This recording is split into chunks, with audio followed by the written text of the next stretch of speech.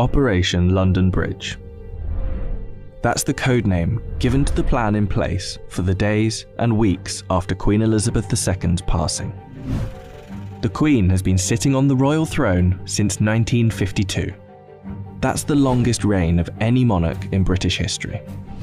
And during that time, she's seen over a dozen UK Prime Ministers, nearly 20 Summer Olympics, and over half a dozen popes. The Queen is the cornerstone to the Commonwealth, the patron to almost 600 organisations and charities, and plays a pivotal role in the UK's alliance with many countries.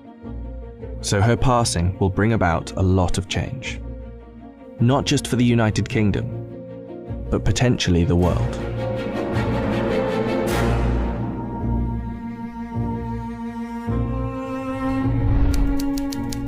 Her private secretary, the Right Honourable Edward Young, will immediately pass a message on to the acting Prime Minister at the time. That message will likely read, "London Bridge is down." The Prime Minister will then set Operation London Bridge into action. Within minutes, the 15 governments outside of the UK where the Queen is head of state will be informed over a secure line. And that will be followed by the other 36 Commonwealth nations and leaders around the world. The gates of Buckingham Palace will then dawn a black-edged notice of the news. At the same time, a newsflash will alert media around the world. Every media outlet is prepared for the news. Every radio station has a network of lights that will flash to indicate a national catastrophe such as this. All BBC shows will stop and proceed to run a feed dedicated to the news. Newsreaders will change into the black suits and clothing that is on hand at all times in the news studio, and the traditional red BBC News branding will turn black. Newspapers, TV channels and radio stations have days of coverage ready to go. On the same day as her death, the Queen's eldest son, Charles, will immediately become king. And it's reported that the stock exchange, businesses and shops across the UK will likely close for the day out of respect. The day after the Queen's death, on a live stream, Charles will make his first official speech as king. And the government will swear its allegiance to the sound of a 41-gun salute in Hyde Park, London. After that, King Charles, if this is the name he so chooses, will set off on a UK tour, visiting the leaders of government in the capitals of each country, Edinburgh, Belfast and Cardiff, before returning to London. During this period, TV channels will play the many documentaries already made in the Queen's honour, and the BBC will refrain from playing comedy shows as a sign of respect until after the funeral. 4 days after her death, the Queen's coffin will be led on a military procession from Buckingham Palace to Westminster Hall. Here she will lie in state over the next 4 days, and after which King Charles, family and dignitaries will pay their respects.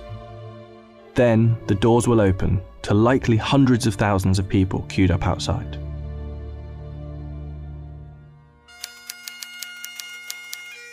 The funeral is estimated to take place 10 to 12 days after the Queen's passing. But one thing is certain, the day of the funeral will be an official bank holiday for the whole of the United Kingdom. The stock exchange will close for a second time in under 2 weeks, and many businesses will follow suit. At 11 AM sharp, the bells of Big Ben will chime, the country will fall silent, and the coffin will be brought inside Westminster Abbey, where 2,000 specially invited guests will bow their heads in prayer. After the service, the coffin will be taken to Windsor Castle, and then finally to St George's Chapel, where Queen Elizabeth II will likely be laid to rest next to her father, King George VI.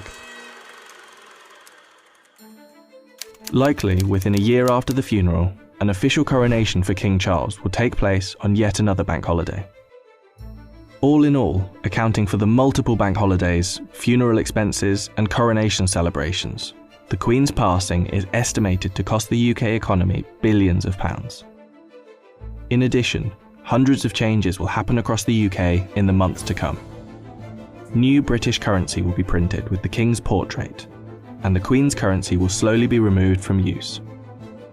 The same will happen for stamps, passports, and police and military uniforms, and the national anthem will be changed to God Save the King. Not to mention how the world and Commonwealth will react to the new king could alter the British royal family forever.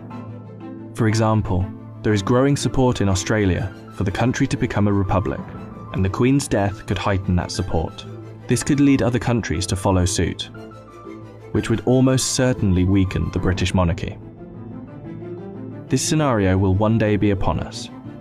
Operation London Bridge will be triggered, and arguably the biggest funeral of our lifetime will be witnessed around the world.